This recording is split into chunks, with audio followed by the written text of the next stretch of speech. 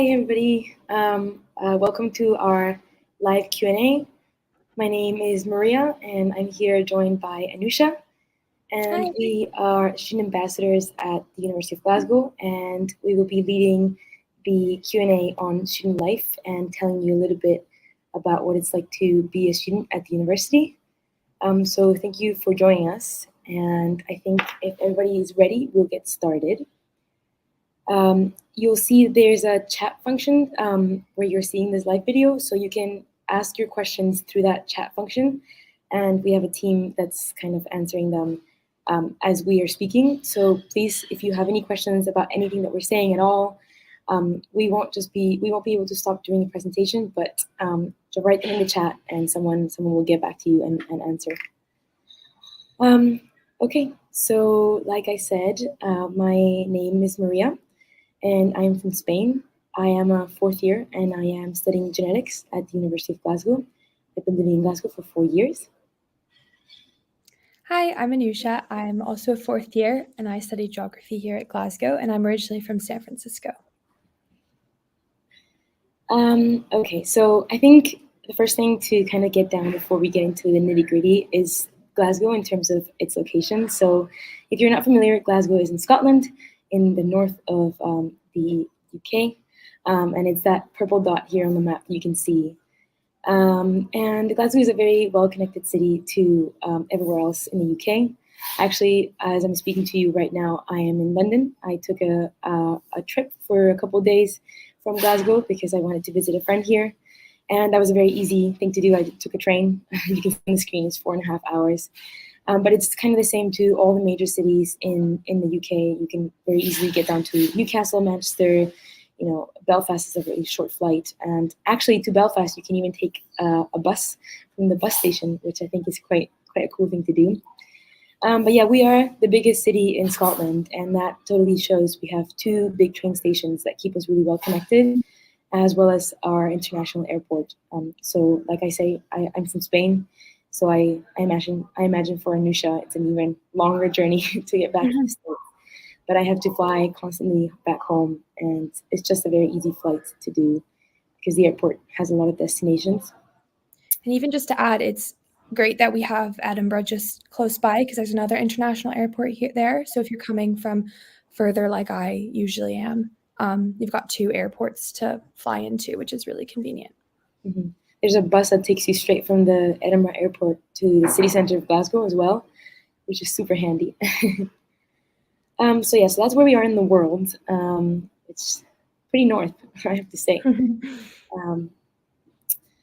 As we were saying, both of us, we've been living in Glasgow for 4 years, and it's been such a lovely 4 years of my life. At least I'm sure Anoosha can say kind of the same. Absolutely. And I just think that part of that has been the city itself. Glasgow is a very, very friendly city. So you can see kind of on the left my top 6 things about Glasgow. And the first one there on the list is that everyone is so friendly. And that just really comes across as something, it comes across as a space that's very welcoming right off the bat. I remember arriving and kind of having a little bit of trouble with the Glaswegian accent, and everyone was just so patient and friendly with me, and it made me feel so welcome in the space, which is so nice. I also have lots of green spaces and parks, and this will come up again. I have a slideshow about some of my favorite spots in Glasgow, and I just think that the city is very green, and I love hill walking and like being outdoor in nature. And obviously, you can't be going to nature to the hills every day, but it's nice that even coming out of the library, I can go on a short walk through the park and kind of feel like I'm taking a break from being in the city a little bit, which is nice. I also love the independent businesses. The photo that you're seeing on the background of the slide is Ashton Lane, and it's a very cute little alley in the heart of the West End where the university is located. It's actually like about 5-minute walk from the university main building, and it's just a ton of cute little pubs and restaurants that I love. I also already mentioned walking and hiking. Scotland's such a great place to do it, and kind of in Glasgow, because you're in the bigger city, you have access to pretty much the trains that take you anywhere in Scotland. So you can be in Dallas Sky in one train. You can go up the Highlands is just a train ride away or a bus ride away, and that just makes it very easy. We'll talk about the cultural activities as well a little bit later on, about music especially. But I think that because there's so many students in the city, there's I think 3 universities and Calvin College, and there's a lot of young people, and there's a lot of creativity in the city, and that just means that you often encounter like art exhibitions and music venues and concerts and things like that that range from being in a small scale where it's just like a student local like show maybe to the bigger stuff where you have like really famous artists coming to sing in the city. And I love that the range of cultural activities goes that big from such a small scale to such a big scale. And lastly, here on my list is the different parts of the city. So Glasgow is a big city. It's quite a big city compared to some of the other cities in the UK. And it's sort of sectioned into different areas, and each of the areas has something to offer that is unique. And I like that you can take a subway or you can take the bus and go to a different part of the city and kind of be surrounded by a different vibe almost. Makes it more exciting. Yeah, I agree with everything you said for sure. My first point kind of relates to what you said, just the people and how welcoming and friendly everyone is, even maybe more specifically on our campus as well. Because we're such a tight-knit campus in terms of the buildings and how the campus is constructed. As you walk around, you're meeting everyone, and everyone's just really welcoming and friendly, and always and like always wanting to help. If anything, if you look a bit lost, people will come up to you and try and help you. um, I also love all the cafes, bars, and all the food that Glasgow has. Me and my friends have a mission every weekend to try a new place every weekend because there's literally so much good food and drink to try in Glasgow. One of my favorite things about living here and going to uni here is just the fact that the university has kind of engulfed the West End, which is kind of like our own little neighborhood in Glasgow. It's a bit unusual that a big city red brick university isn't located in the city center. Universities like Edinburgh, a lot of the London ones, they're all kind of all the buildings of a campus are scattered around the city. But here we're basically centralized off of one main street called University Avenue, with the exception of the vet school and the School of Education, which means we have such a tight knit community. You kind of see everyone all the time. You can't walk around campus or around the West End without seeing people you know or seeing staff. Yeah. But I think that's a blessing in disguise. It's so nice having everyone so close. And it's like our own little village. Like Maria said, culturally, Glasgow is such a fun city to live in. So many shows to see. We'll talk a bit more about this later, but the comedy scene and the concert scene, we have some really historic venues that have shows every single week. So there's always something to do, always like independent art galleries to go look at, fashion shows, anything you can think of to do with culture and arts, we have it. The shopping scene is quite good too, if that's what you're into. The city center and Buchanan and Argyle Street have lots and lots of shopping opportunities. And then probably my favorite aspect of coming and living in Scotland, I was shocked by this when I moved here, coming from the US, that if you're under 22 in Scotland, you get a free bus pass. So you can travel anywhere within Scotland, within Glasgow. You can go up north into the Highlands, go to Edinburgh Airport, all for free with a Young Scot card. As soon as you move here, you just apply for it online with your permanent address, because you'll have one. You'll be living in halls of residence or in a private accommodation. And yeah, Scotland's. You know that you can get into the castles as well? Like all the castles in Scotland, usually they're quite pricey to visit. If you have a Young Scot card, they're only £1. You can go to all the castles for £1. I know, I was shocked by this coming here, but I really took advantage of it. I think the day before my 22nd birthday, I took the bus just like up and down Great Western Road. So I was like, I'm just so sad to give this up. I have to take advantage of it until the last second. That's so true. I think that when you turn 22, it's a bit of like, oh gosh. I have quite a few friends that only turn 22 at the very end of of this year. Mm-hmm. So they've got their young soccer for the entire university years, which is just so nice. Yeah, definitely a plus. Mm. Okay. So yeah, I promised I would show you some pictures. So these are some of my favorite places in Glasgow.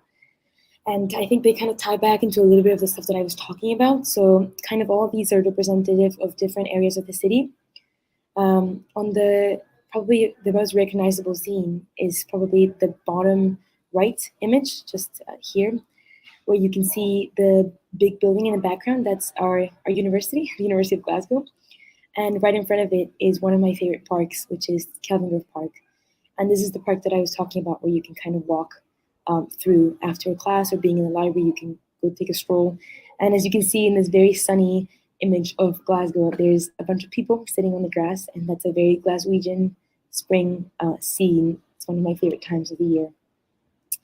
On the top left, quite on the opposite side of the screen, we've got the necropolis, and that's in a completely different area of Glasgow. So that's sort of the city centre, almost in the border of the East End. And this is just it's a cemetery next to the cathedral that has lovely views of Glasgow, and it's quite a nice. I think it's kind of a cool place to walk about. It's a very interesting place to see, definitely. And here in the top middle image is Great Western Road, which is the street that Anoosha was talking about, that she was riding the bus through. And that is kind of one of the main streets near the university, and that's kind of representative of the West End as well, where the university is. And along that road, you find a lot of those like independent businesses and cafes and restaurants that I was saying that I just love. On the top right, you've got Pollock Park. It's another one. It's the biggest park in Glasgow, and that's more towards the south side. And there you can see Highland cows almost all year round, and it's just got this big like expanse of like fields, and it feels a lot more like a country park, which it is. And so it's a nice walkways through it as well. And then my last two images here on the bottom left and center are at the south side, which is near where the park that Pollock Park is. And the south side is kind of a very new, up and coming neighborhood. I would say that it was a very industrial neighborhood for a long time, and it retains a lot of that, but it's kind of also modernizing, and you get a lot of really cool initiatives that are started up, yeah, in the south side, and it's a very cool place to be at. A lot of young professionals live there, and the vibe is very interesting. And then in the center, bottom center, you've got Paisanos, and I'm sure that Anoosha can also vouch for this, but Paisanos is one of the favorite restaurants for our students to go because it's very good, cheap pizza. And I think that it's a rite of passage. You have to go to Paisanos when you're living in Glasgow. Definitely. So some of my favorite places in Glasgow's kind of overlap with Maria's as well, but the top center photo and the bottom left photo are very representative of, is that a word? Representative of of the green spaces and parks in Glasgow. I think that's one of my favorite parts of living here is how beautiful and abundant our green spaces are. The bottom left photo is of the Botanic Gardens, which is actually located just next to one of our biggest halls of residences, Queen Margaret, which is where I stayed. So my walk to university was through the Botanic Gardens every day. But there's two big greenhouses. You can go see a bunch of indigenous plants to the UK and also foreign plants as well. They've got some like carnivorous plants you can go see in the big koi pond. It's good for a rainy day because they're very warm inside the greenhouses. But then also sprawling fields, so many tulips and other beautiful plants in the summer. And then my favorite place in the world is sitting on that hill in Kelvingrove Park in the sun.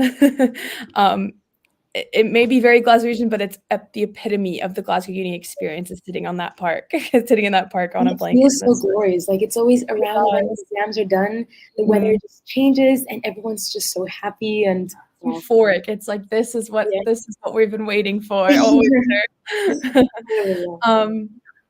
Some of my other favorite places are the top left photo is of a Irish pub on Great Western Road. maybe like 10-minute walk from the university, called Kitty O'Shea's. They've got live music every single night of the week. Always a good time. Lots of clubs and societies will have their nights out or pub crawls there. The top right-hand photo is of a really cool coffee shop called the Ottoman Coffee House. You can go play chess there and checkers. They've got like really good Middle Eastern and Arab food. The staff is really fun and friendly as well. The bottom middle photo is of our picture of our billiards room in the Glasgow University Union. There's always something to do in that union. It's a good time, and tons of snooker competitions and dart competitions, pool competitions, if that's what you're into. And then the bottom right photo is also one of my favorite aspects of Glasgow, which is the Kelvin River walkway. So you can kind of walk from the city centre all the way up to like past Mary Hill, all the way to our other sport campus on the Gars Cube campus. You kind of walk all the way from town to there along the River Kelvin. It's kind of this secluded oasis in the city, covered in trees, and you can even find a pub kind of nestled in the river walkway, just there. It's called In Deep. You kind of see that little white sign there. So on your walk, you can stop for a pint. It's very nice. I think it's almost like 15 kilometers actually. The Kelvin walkway. It's very long. It's it's longer than I thought it was. And only recently a friend was like, "Did you know that it's 15 kilometers?" Yeah, it's gorgeous, and you can enter it from like all along it. So there's entrances within Kelvin Grove Park. There's entrances within the Botanic Gardens and anywhere in between. Yeah, it's quite nice.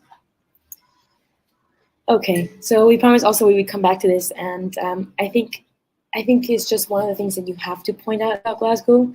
Glasgow was actually the first city in the UK to be named a UNESCO City of Music, and it really lives up to the name for sure.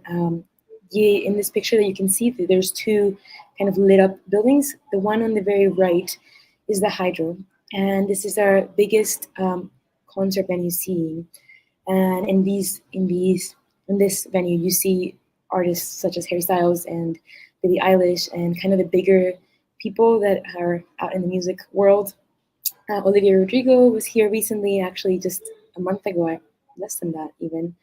But yeah, the city of Glasgow really is a musical city, and you obviously have these bigger artists that are coming to Scotland and stopping in Glasgow as opposed to anywhere else, and that's just so nice.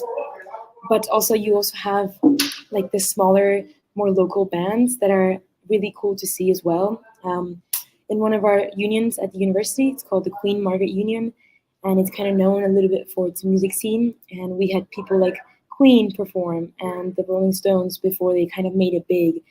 And it's just the constant feeling in the city of like there's always music happening.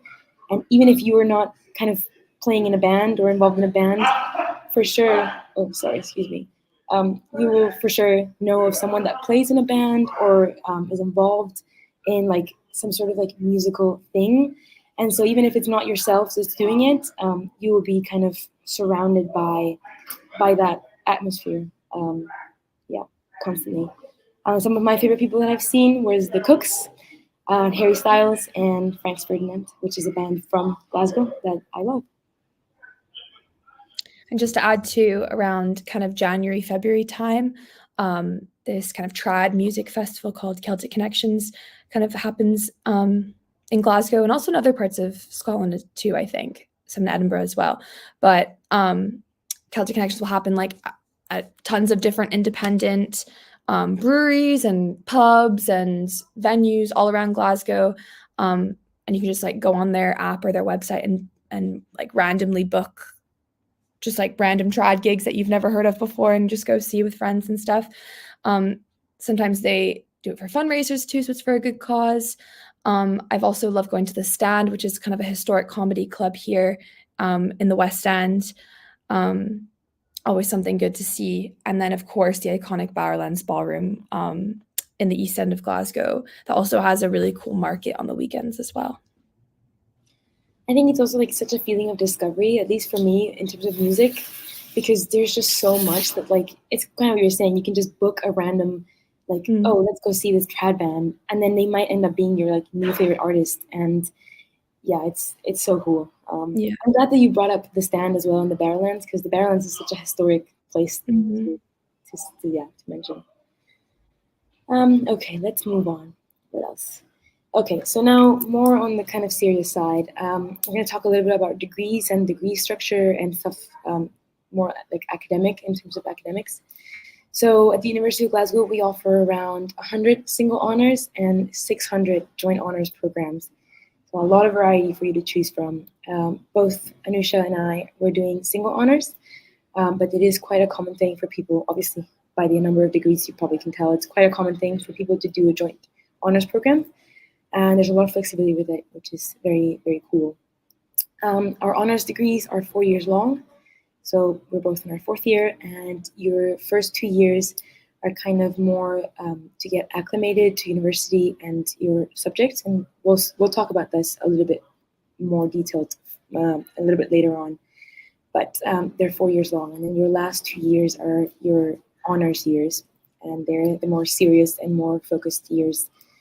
Not that the first 2 years are not serious, they obviously are, but it's when you really kind of go in depth into your subject more. We also have integrated masters available. So as for example, me as a genetics student, I could have done a integrated master's. So I could have taken a year out and worked on a project for a year and then come back. And I would have come back and done an extra and like an additional year, and it would have been a 5-year degree, and I would have obtained a master's by the end. And then lastly, we also have professional degrees at the university. Okay, so this is my degree structure. So as I was saying to you, in year 1 and year 2, these are your first 2 years of uni, and they're not technically honors years. So your third and fourth years is your honors years. So in your first and second year, you have the opportunity to kind of explore within your subject. So when you apply, for example, to the university as a life science student, you apply to the School of Life Science. And then because of that, you get the option to explore within that what you kind of want to do. So I applied as a genetics student, but in my first year, I took just general biology. And in that class, I had the opportunity to kind of try out almost all the areas of biology and decide what I liked better. I also did chemistry because I am a geneticist, and I took an elective, which I could have chosen to take anything in the university. I could have done a language or an arts class or whatever, and I chose to do digital media, which you can see there on the left, at the bottom right, excuse me. And then my second year, I did life science electives. So from the stuff that I had found out, discovered about what I liked in first year, I kind of picked subjects within the life sciences that were more towards my interests. So I did a class that was called like genes, molecules, and cells in second year. I also did a class that was called animal biology and zoology, and I did another class called science fundamentals, and they were just kind of electives that could just help me also further my knowledge into these maybe slightly smaller areas of within the life science degrees. And then at the end of my second year, I had to make a decision, and I had to choose within the life sciences whether I wanted to continue with what degree I had applied to the university with, which was genetics, or whether I wanted to switch. So I had the choice of saying, okay, actually, I thought about it, and I really think that I like pharmacology better. And I could have swapped into pharmacology, and obviously I love genetics, and I stuck with it, but it was very nice to be in that position of flexibility where had I decided that, actually something else was calling my name, I could have done that then. And then my last 2 years would have been whatever other subject I would have chosen. If that makes sense. I hope that makes sense to you. Please, if you have any questions, like I said, write in the chat. I know that this can be a little bit confusing. So please. So here's a look into my degree structure. So similar to Maria, I applied with just geography with just a single degree. And then kind of the week before, or no, maybe around like two or 3 weeks before Freshers Week is kind of when registration and enrollment period starts. And that's when you pick your classes. So because I applied as an arts student, my electives or my additional 2 classes, the range was open to me within the College of Art. So I picked English language and digital media, although not very related to my main degree. It was nice to kind of dip my toe into other areas. I always liked studying English at school. English and geography were kind of always my best subjects, so I was happy that I could kind of keep that in my corner for at least another year or two. And then in second year, you take 2 classes at the level 2 and then 1 class at the level 1. So I decided to keep geography, keep English language, and I dropped digital media and took on an elective called Exploring the Cosmos, which is in the astronomy department. It's just a 10-credit elective, and you don't need to take astronomy or physics in order to take this elective. So the class is kind of comprised of people from all different subjects, which made it quite cool and interesting. And then in year 3, or at the end of year 2, I was also confronted with the option of, do I do a joint degree with English language? Because that would have been the subject I would have been my option to do a joint degree with, because I'd already taken it for 2 years. So it was either that or just continue my degree as a single honors student, and that's what I decided to do.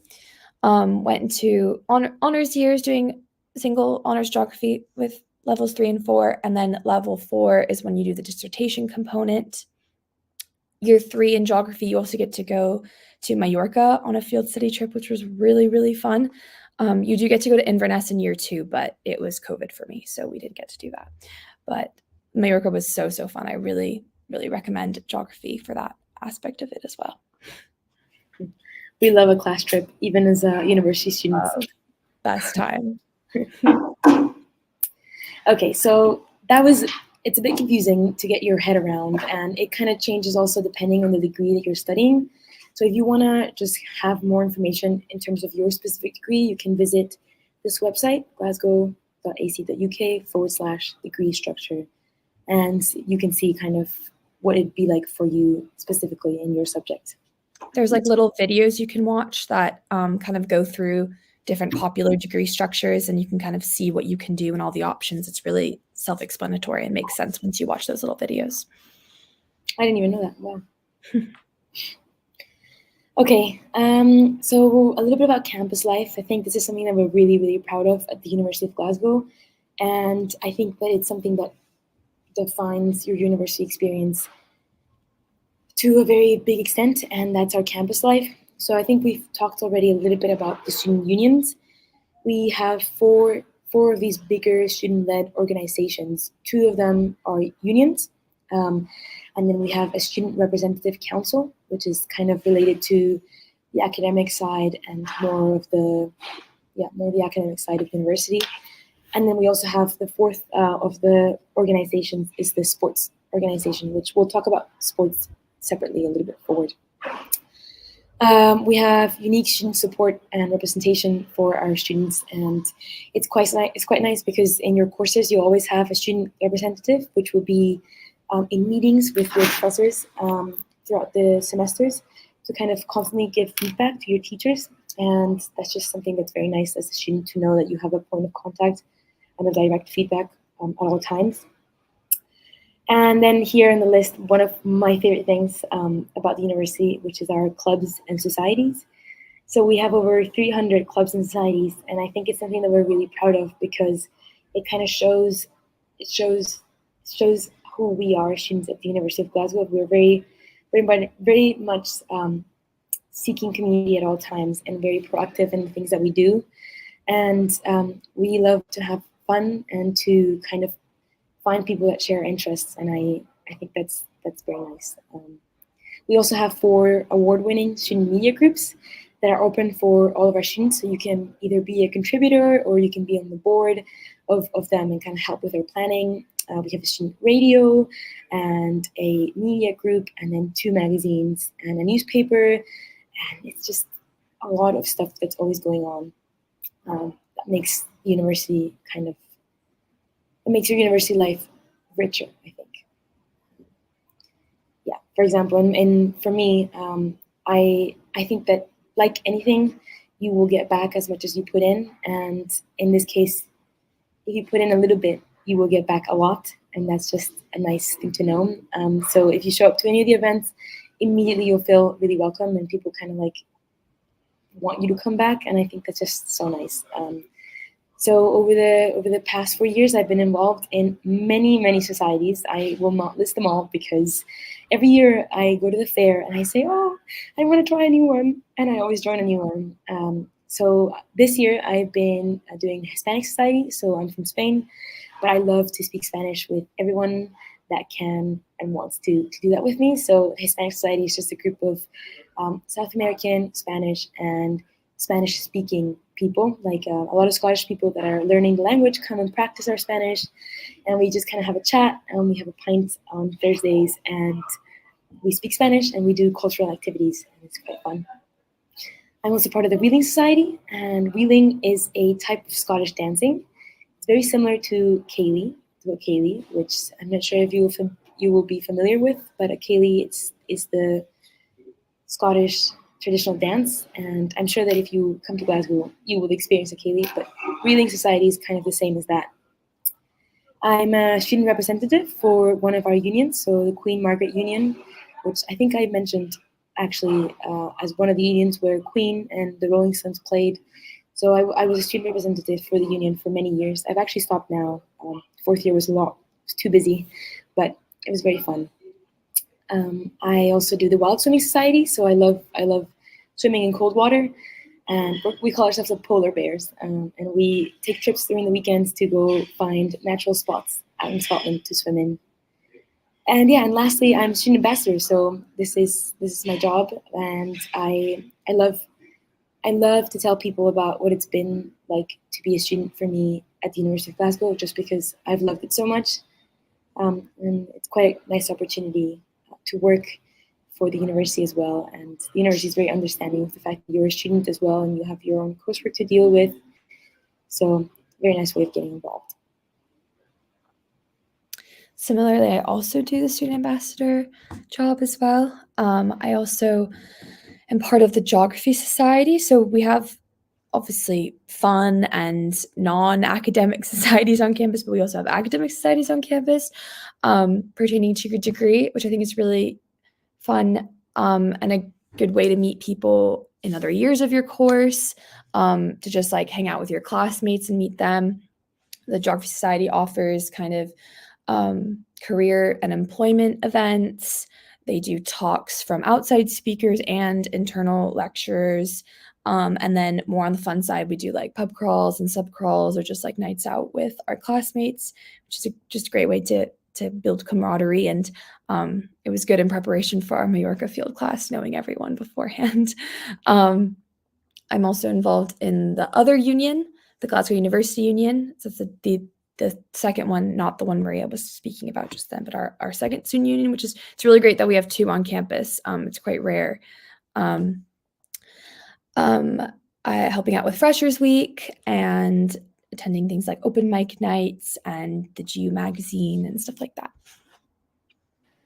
Anoosha, I'm glad that you brought up the fact that like we also have more serious societies. I know that mine were not very much academic, but because there's so many, there's just such a big range. Like you have just very silly ones. Like there's a Shrek Society, there's a Wine and Cheese Society, but like Anoosha was saying, we also have more serious ones for each of our degree courses. And it's kind of a nice way also to network and, like Anoosha was saying, kind of meet your classmates. So the range is huge, and there's something for everybody. I'm sure of it. And if there's not, you can always start your own one. All you have to do is you only need 2 people to start a society. So yeah, you only need 4 people to start a society, and then hopefully someone will show up to your event as well. So if you don't find something that you fancy, you will always be able to make your own. Yeah, and there's literally something for everyone. Like you said, I think there is a wine and cheese society, but there's also a wine society and a cheese society. So no, it's crazy. Okay, so cost of living as a student, I think it's one of the last couple of things that we're going to talk about. We're almost done with the presentation. We only have 5 more slides or so. So this is kind of a list of the cost of living, or the kind of things you be wanting to think about as a student in Glasgow. You'd probably be having to deal with obviously your rent and bills that come with living in a flat. If you move into university halls in the first year, your bills are kind of covered by your rent that you're paying, so you won't have to worry about having to pay your Wi-Fi or your water slash. Well, I guess you'd never pay water as a student, but you won't have to worry about paying electricity or gas because they'll be included in your rent. Your food shops, eating out, transport. Transport's a weird one. I think that this kind of depends on when you're living in the city. If you're a home student and you're obviously living at home, then this is probably going to be a bigger one for you just because you're going to have to commute every day. But for example, I spent no money on transport at all because I live from a walking distance to the university. And like Anoosha was saying, I can travel for free on the bus. So I never have to take the train to go pretty much anywhere unless I want to for whatever reason. So depends on where you be living. Same with socializing, kind of up to you how much you want to spend, how much you want to go out and eat out, and socialize and spend money on like cultural activities. And it's nice because, like we were saying, you can kind of choose to go see these bigger artists where you're probably going to be paying more, and these exhibitions that are probably going to be more expensive. But there's also a ton of free stuff to do as well. So it's different ways of socializing that kind of fits your budget better. You will obviously have to pay. I'm sorry, excuse me, for your mobile phone. So I pay about £10 a month, and I have a good plan with Vodafone. The university actually helped me set that up when I arrived in halls, which was very nice. Again, your clothes are something that you completely have a choice over in terms of your cost as a student. If you're choosing to go buy from more pricey shops, then that's going to be a bigger part of your cost compared to if you're choosing to buy in charity shops, which we have a ton of, then I think are really fun around the university.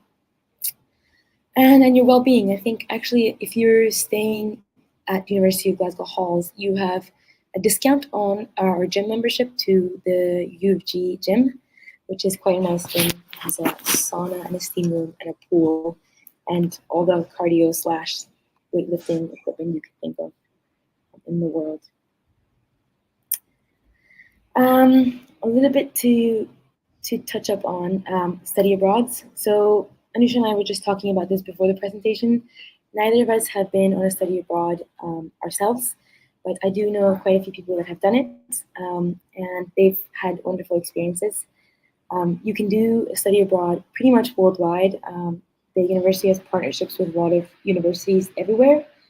So you can go to Europe, North and South America, East and Southeast Asia, and Australia and New Zealand. It kind of depends on how far you're willing to go.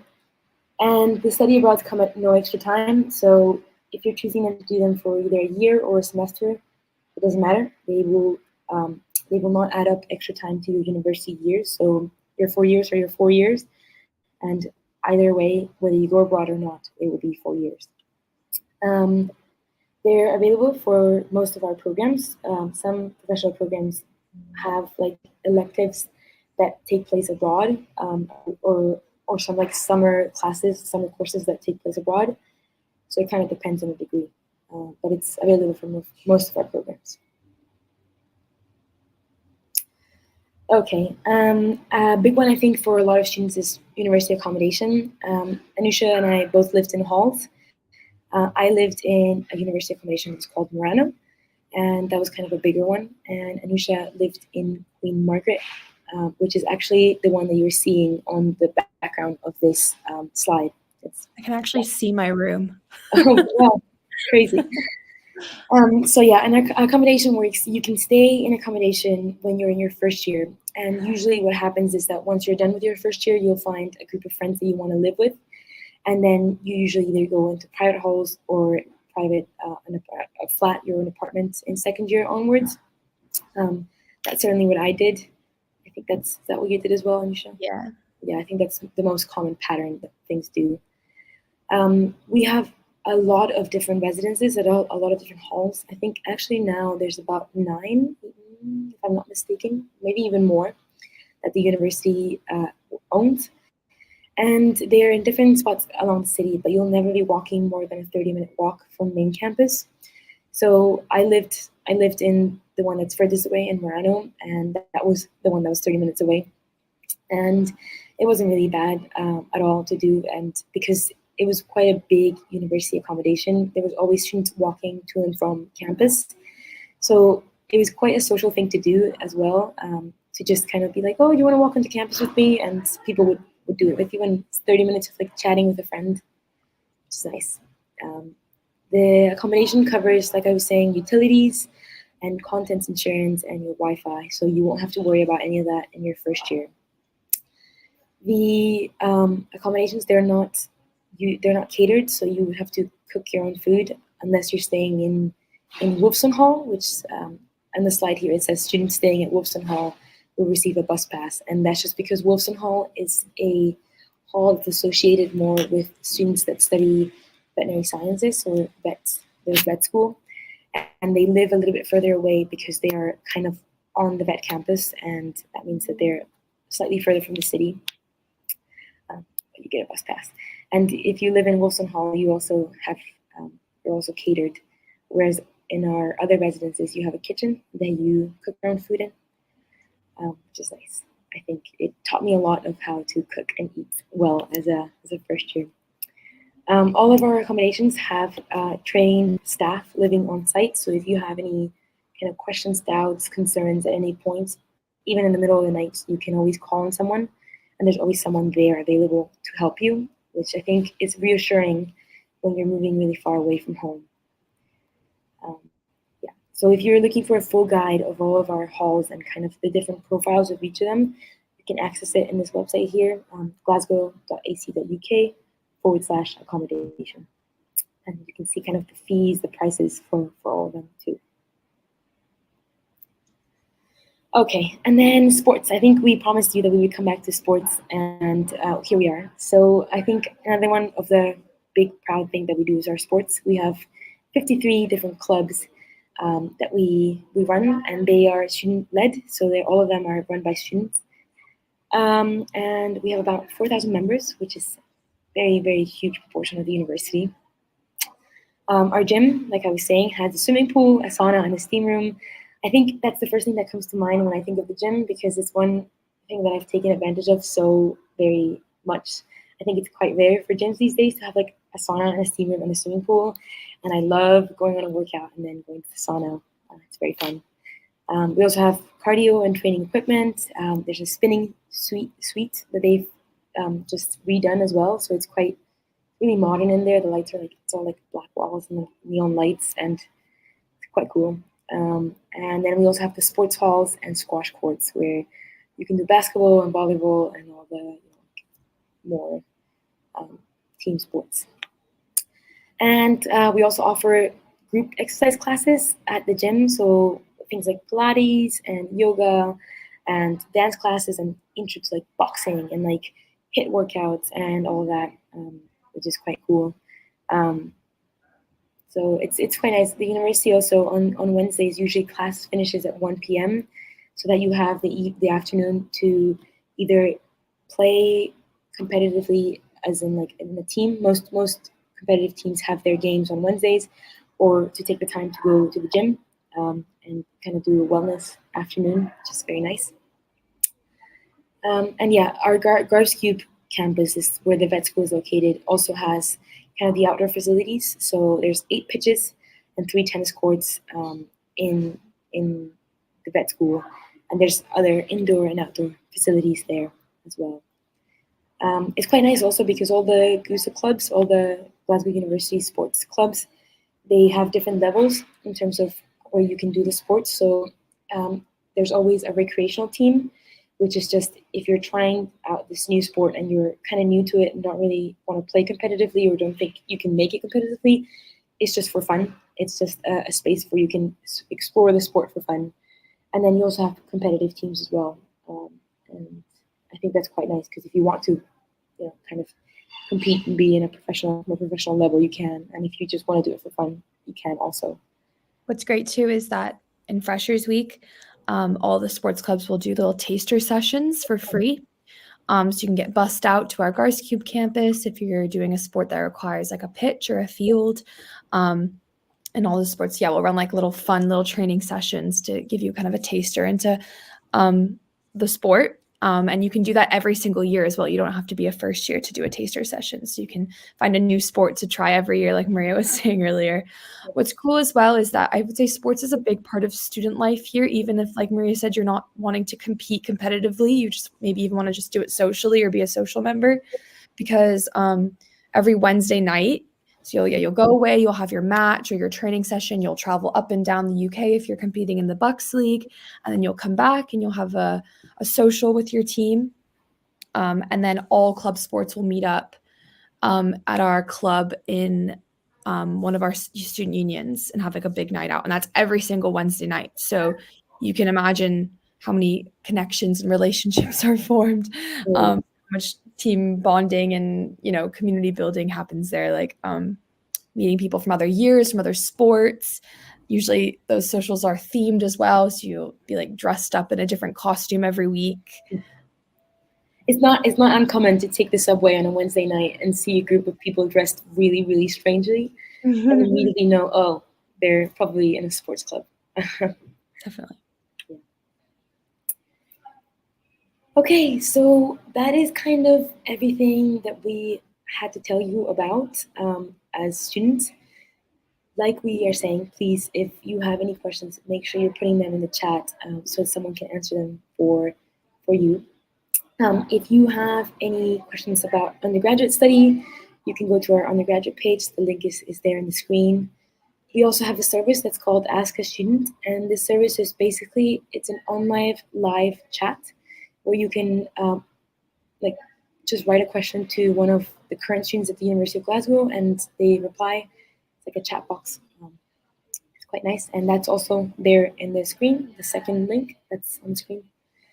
Anoosha and I both, among all the other student ambassadors, we do campus tours. So if you want to book a campus tours and you can come see us in person, you can do that. We do them on Wednesdays and Fridays. And I think if you can't make either of those dates and you're really wanting to come visit the campus with a guide, you can also speak to our team and they can kind of see if anyone's available for a different date as well. But it's really fun to do a campus tour. We love to meet you all, and it's very nice to see all the faces and kind of get a feel for what it's like on the ground. And they're free to do. So if you're in Glasgow, please come. We'd love to meet you. That's the third link there on the screen. And then lastly, just to remind you all of our open days that are coming up. So we have one on the 13th of June, one on the 4th of September, and then the last one on the 26th of October. So please come say hi. We're really friendly and we love to speak to people. And I think you kind of see a lot of the stuff that we've been talking about on site, and that is quite cool. It really gives you a better image of what it's like to be at the uni. So come say hello. Okay, well, thank you so much to everybody that has joined us today. It's been a pleasure to see you all, and I hope that we have kind of answered or at least given you a glimpse of what it's like for us to be students at the university. We will finish this live just now. If you have any questions that haven't been answered and you still have any burning questions that you have to ask, if you submit an inquiry form through this link here that's in the screen right now, someone from our team will get back to you with a thorough response. But yeah, hopefully that was useful for everybody. Thank you very much for joining us, and hopefully see you at one of our open days. Please, if you do come say hi and say that you saw us and we were there, because we love it when people do that. Do you have anything else to say, Anoosha? Nope, just that. Yeah. Yep. Pop all your questions in the chat, and I'm sure we'll get to them in a second. Right. Bye. Bye.